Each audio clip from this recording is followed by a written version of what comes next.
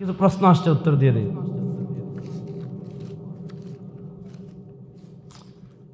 কোরআন এবং হাদিস থাকতে মাযহাব মানব কেন? আশা করি জানিয়ে বাধিত করবেন। ওরে বাবা, এত প্রশ্নের উত্তর তো দেওয়া যাবে না। আচ্ছা, কোরআন এবং হাদিস থাকতে মাযহাব মানব কেন? আশা করি জানিয়ে বাধিত করবেন। আপনার প্রশ্নটাই ভুল। আপনি মাযহাব কি এটা বুঝেন নাই। যদি মাযহাব কি এটা বুঝতেন তাহলে এই প্রশ্ন করতেন না যে কোরআন হাদিস থাকতে মাযহাব মানতে হবে কেন। মাযহাব এটা কোরআন হাদিসের বাহিরের কিছুই। আমি সহজ করে বুঝাই, লম্বা আলোচনা মানে তাত্ত্বিক আলোচনা করব না, পাবলিক তো সহজে বুঝাই। আচ্ছা বলেন, আপনার জীবনের যত সমস্যা, যত মাসআলা আসে, সব মাসআলার সমাধান কোরআন সুন্নাহয় আছে না নাই? নাই কয়, দেখছেন? ইসলামী শরীয়তে আছে না নাই? আছে। বলেন না আছে না নাই? ঠিক আছে, এবার আরেকটা প্রশ্ন করি।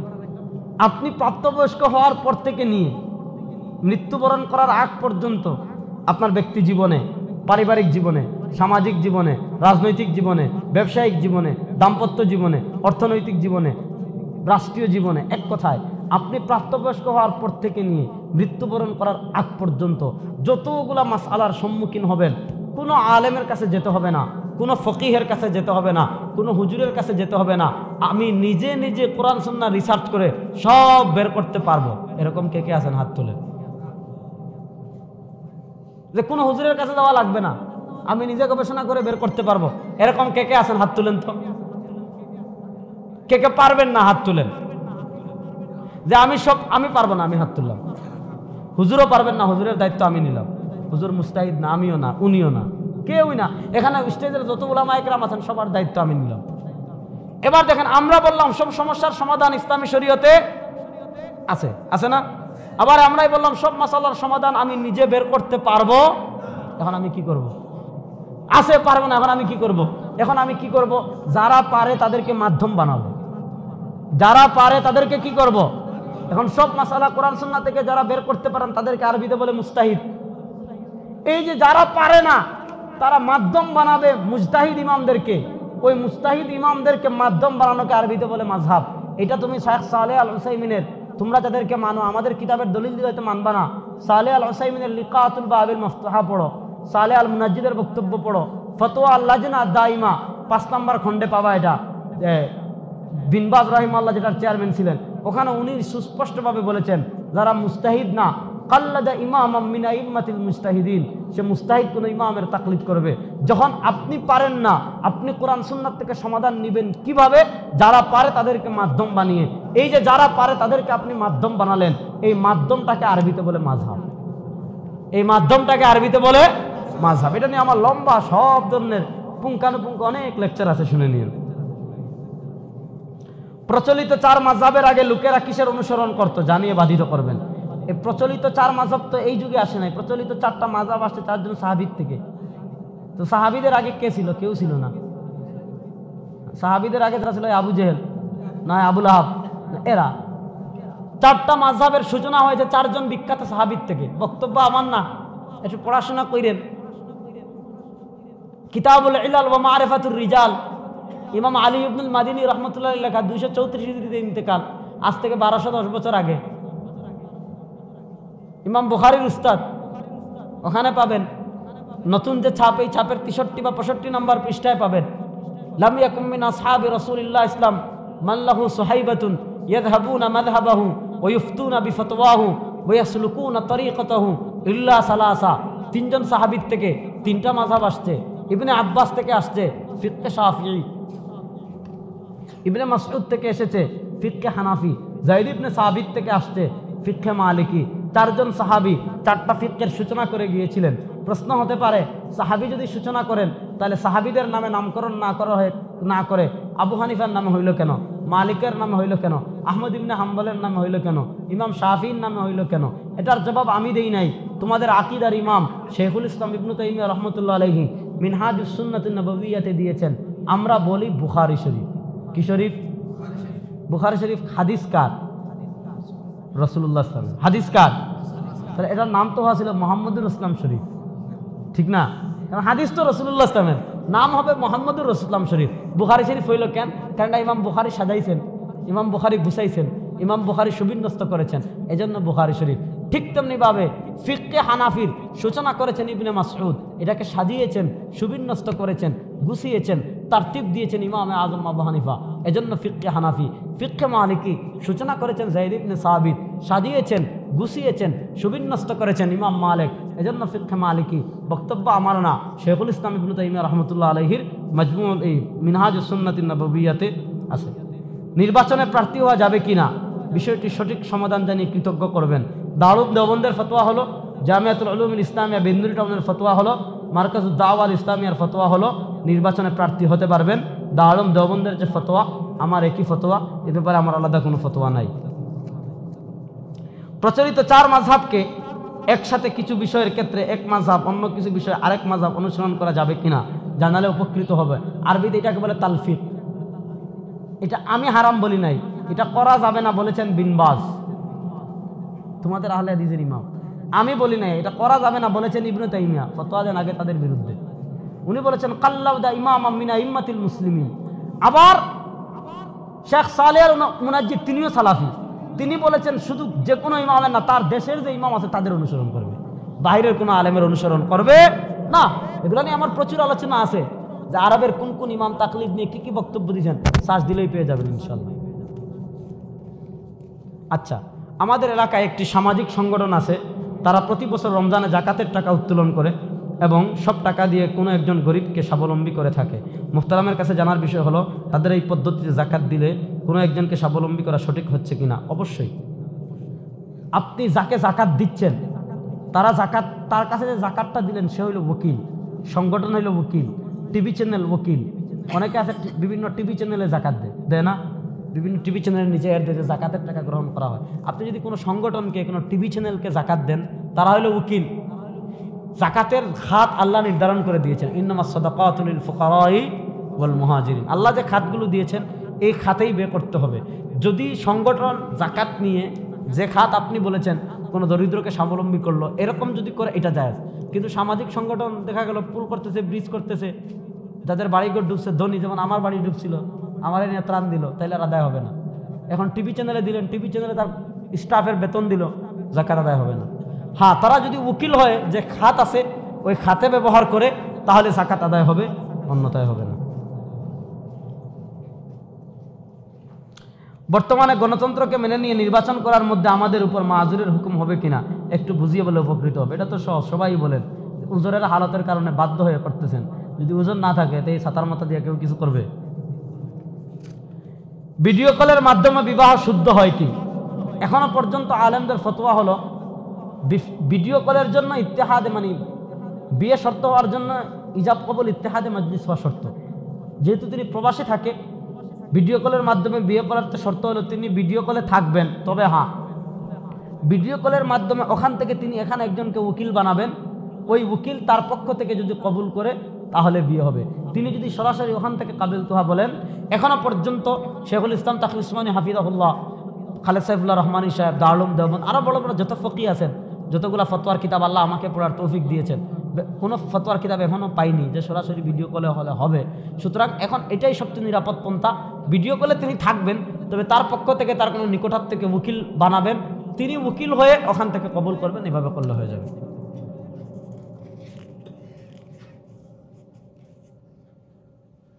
কালো বুরকার উপর রঙিন স্কার্ফ পরলে তাকওয়ার খেলাফ হবে কি? এখন আপনি তো এখন তো অনেক হুজুরি বেরিয়েছে, হেরাই ফতোয়াতে চেহারা খোলাই রাখতে পারবে, আছে না নাই? কত ধরনের ফিতনা দেখেন। মহিলাদের মুখ সতর কিনা এটা এক মাসালা, আর পর্দার অন্তর বাইরে বের হইতে ডাকতে লাগবে কিনা এটা আরেক মাসালা। দেখেন, মহিলার যেগুলো সতর, এগুলো মাহরামের সামনে উন্মোচন করা হারাম, মাহরামের সামনে উন্মোচন করা হারাম। এখন বাইরে যদি বের হয় তাহলে তো চেহারা ডাকতে হবে, পর্দার বিধান আলাদা, সতর আলাদা। দেখেন, রসুল করিম ইসলাম যখন হুনাইন যুদ্ধ থেকে ফিরতেছেন, না কোন যুদ্ধটা ভুলে গেছি, ওখানে সর্দারের মেয়ে হযরত সাফিয়া রাদিয়াল্লাহু তাআলা বন্দী হয়েছেন। এখন তাকে দাসী বানাবেন না এক সাহাবীকে আল্লাহ নবী দিয়ে দিয়েছেন। অনেক হাদিস আছে, একটা হাদিস শুনি। আল্লাহ সাহাবা একরাম নবী করিম সাল্লাল্লাহু আলাইহি ওয়াসাল্লাম বলেন, ইয়া রাসূলুল্লাহ, ওই গোত্রের লোকজন যদি দেখে তাদের এত রাজকন্যারে আপনি সাধারণ সাহাবীর কাছে দিয়ে দিয়েছেন, কষ্ট পাবে, আপনি বিয়ে করেন। রাসূলুল্লাহ সাল্লাল্লাহু আলাইহি ওয়াসাল্লামের কাছে আসলেন, আসার পর সাহাবায়ে কেরাম বলতেছেন ইন হাজাব, আল্লাহ নবী সাল্লাল্লাহু আলাইহি ওয়াসাল্লাম যদি তাকে পর্দা দিয়ে ঢেকে দেন, ফাহিয়া মিন উম্মাহাতিল মুমিনিন, তাহলে তিনি উম্মাহাতুল মুমিনের অন্তর্ভুক্ত হবেন। আর যদি না ডাকেন, ফাহিয়া মিম্মা মালাকাত ইয়ামিনু, তাহলে তিনি দাসী। কারণ দাসীর চেহারা এটা পর্দার অন্তর্ভুক্ত না। যদি তিনি পর্দার চেহারাটা না ডাকেন পর্দা দিয়ে, বুঝবেন তিনি দাসী, কারণ দাসীর চেহারা পর্দা না। আর যদি আল্লাহ নবী ইসলাম চেহারা ঢেকে দেন, তাহলে বুঝবেন তিনি উম্মাহাতুল মুমিনিন, কারণ উম্মাহাতুল মুমিনদের চেহারাটা পর্দার অন্তর্ভুক্ত। হাদিসে আসছে আল্লাহ নবীর চেহারার পর্দা ঢেকে দিয়েছেন, সাহাবা একরাম তখন বুঝছেন যে আল্লাহ নবী ইসলাম তাকে স্ত্রী রূপে গ্রহণ করেছেন। হাদিস পায় না খুঁজে মোল্লারা এখন। আরো কত হাদিস আছে। আল্লাহ নবী সাল্লাল্লাহু আলাইহি ওয়াসাল্লাম ইন্তেকাল করার পর আম্মাজান আয়েশা রাদিয়াল্লাহু তাআলা ঘরে ছিলেন। হযরত আবু বকর সিদ্দিক রাদিয়াল্লাহু তাআলার riwayat পাওয়া যায়, হযরত আবু বকর সিদ্দিক রাদিয়াল্লাহু তাআলা যখন ঘরে ঢুকছেন, ইউখাম্মিরনা, সব মহিলারা তাদের চেহারা পর্দা দিয়ে ঢেকে দিয়েছেন, খিমার দিয়ে, ইল্লা আয়েশা, আয়েশা ডাকেননি। কেন ডাকেননি? কারণ আয়েশা তার মেয়ে। এটা বাইহাকী রাহিমাহুল্লাহ হাদিস এনেছেন। কতগুলো হাদিস আছে, দুইটা হাদিস শোনাইলাম। সুতরাং মহিলার চেহারা অবশ্যই পর্দা। বলেন মহিলার চেহারা অবশ্যই, হ্যাঁ, মাহরামের সামনে সতর না, সতর আর পর্দা পেছ লাগাইয়েন না। যেটা মহিলাদের সতর এটা তো সে মাহরাম, মহিলাদের যেটা সতর এটা তার বাপের সামনে উন্মোচন করতে পারবে না, ভাইয়ের সামনে পারবে না। হ্যাঁ, বাইরে যখন বাহিরে যাবে, মাহরামের বাহিরে যাবে, তখন চেহারা পর্দা, মাহরামের সামনে চেহারাটা পর্দা না। মোল্লারা এটা না বুঝে তুমি চেহারা খুলে বেরোতে পারবে। আল্লাহ হেদায়েত দান করুন। কত ফিতনার যুগে আমরা আসছি ভাই। তো এখন মহিলারা বাহিরে বের হবে এমন ভাবে যেন কোনো পুরুষ তাকে দেখে আকৃষ্ট না হয়। মহিলারা তার সৌন্দর্য প্রকাশ করবে স্বামীর কাছে। কার কাছে? এগুলো বললে তো এখন তো পোশাক আমার অধিকার, পোশাক যদি তোমার অধিকার হয়, তুমি ল্যাংটা হয়ে বাইরে হইবা, এক পুরুষ যদি তোমার ইয়ে করে, তখন বলবা যে নারী নির্যাতনের মামলা। এগুলো বলাও রিস্ক। যাক, আল্লাহ সবাই হেদায়েত দান করুক, সবাই বলো না আমিন। ফরজ নামাজের পর সম্মিলিত মোনাজাত করলে কি গুনাহ হবে কি? দেখেন, ফরজ নামাজের পর সম্মিলিত মোনাজাত এটা সুন্নতে সাহাবা, একদল সাহাবার থেকে প্রমাণিত, একদল সাহাবার। এটা হাদিস শুনাই, ইমাম ইবনে কাসির রহমতুল্লাহ এনেছেন সনদ ছাড়া, আর আল কামিল ফি তারিখে এসেছে সনদ সহ। ইবনে জারির তাবারি রহমতুল্লাহ আলাইহি সম্ভবত সনদ সহ উল্লেখ করেছেন। আল্লাহ নবী ইসলামের একজন মুস্তাজাবুদ দাওয়া সাহাবী ছিলেন হযরত আলা হাজরামি রাদিয়াল্লাহু তাআলা। একবার তিনি যুদ্ধে যাচ্ছেন, আল্লাহ নবী আমির বানিয়ে পাঠাইছেন। যুদ্ধে যাওয়ার সময় হঠাৎ রাত্রে একটা মরুভূমিতে থামছেন, ফজরের সময় একটু ঘুমাবেন। ফজরের সময় যখন উঠছেন, দেখেন এই উঠে যে মালামাল রাখছিলেন সব হারাই গেছে। এখন কি করবেন? মরুভূমির মাঝে হয় হাঁটবেন, হাঁটিয়া কোথায় যাবেন? রোদের মাঝে। ফাদা বদাআন নাস, সব মানুষকে ডাকলেন, আসো। ফাসাল্লা সালাতাস সুবহ, মানুষকে নিয়ে ফজরের নামাজ পড়লেন। ফজরের নামাজ পড়ে জাসা বিরুকবাতায় উপর হয়ে দা বদাআন নাস মাহু, তিনি এবং সব সাহাবা একরাম দোয়া করলেন। দোয়া শেষ করতে দেরি, সাহাবা একরাম দেখেন সব উট একের পর এক ফিরে চলে আসছে। বড় আস্তে করলেন সুবহানাল্লাহ। মা বোনরা মনে করে আবার সব ওয়াজ করতেছে, সামনে কোনো মানুষ নেই, জুড়ে বলেন না সুবহানাল্লাহ। এই সাহাবা একরাম কি নামাজের পর মুনাজাত করে গুনাহ করছেন, বিদাত করছেন? তো সাহাবা একরামের সুন্নত মনে করতে পারেন, নাও করতে পারেন। এটাকে আবশ্যক মনে করা বেদাত, আবার না করলেও কোনো সমস্যা নেই। সুন্নত করলে সব, না করলে নেই। বাকি আমাদের দেশিরালে মারামারি করে, কি করে? অনেক মসজিদে এমন আছে ইমাম সাহেব মুনাজাত না করলে চাকরি চলে যায়। এরকম যদি পর্যায়ে জায়গা, তাহলে এটা বিদাত। হুজুর, আমার একটি প্রশ্ন, বিয়ের আগেই কোনো মেয়ের সাথে মেলামেশা করলে তাকে কি বিয়ে করতে হবে? আমরা আসলে এমন এক যুগে আসছি, গুনাহ এখন এত সহজ হয়েছে। দেখেন, কোন মেয়ের সাথে যদি আপনি বেবিচার করেন, এই মেয়ের আলা সাফিলা, মেয়ের মাকে আর জীবনে বিয়ে করতে পারবেন না। হুরমতে মুসাহারাত জিনা করলেও সাবিত হয়ে যায়। এটা আমরা কুদরি শরীফ থেকে পড়ছি। হুরমতে মুসাহারাত, বেবিচার করলে হুরমতে মুসাহারাত প্রমাণিত হয়ে যায়। যদি কোনো মহিলার সাথে আপনি বেবিচার করেন, তাহলে তার মাকে বিয়ে করতে পারবেন না। দাদি, মায়ের মা, মায়ের মায়ের মা, মেয়ের এই যে মহিলার সাথে বেবিচার করেছেন, তার মেয়ের মেয়েদেরকে আর বিয়ে করতে পারবেন না। হ্যাঁ, যেই মহিলার সাথে হারাম কাজ করেছেন, ওই মহিলাকে আপনি চাইলে বিয়ে করতে পারেন। বিয়ে করা ফরজও না ওয়াজিবও না। আপনি চাইলে সে মাহরাম হবে না, তাকে আপনি কি করতে পারেন? বিয়ে করতে পারেন।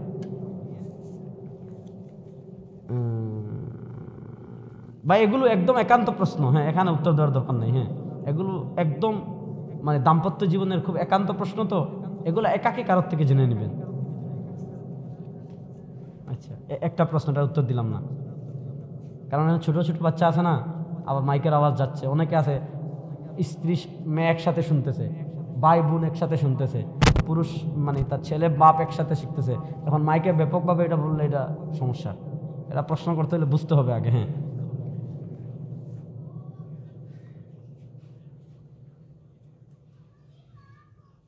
আচ্ছা, এনে যে প্রশ্ন করেছেন ভাই, এটার উত্তর আমি কেমনে দিব?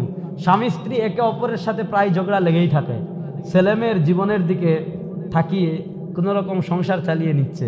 তারা যদি ভালো আমলের কারণে জান্নাতে গেলে পরস্পরের সাথে থাকবে কি, নাকি জান্নাতে আলাদা থাকার সুযোগ পাবে? আপনি জান্নাতে আগে যান, তারপর না এই চিন্তা, ঠিক না?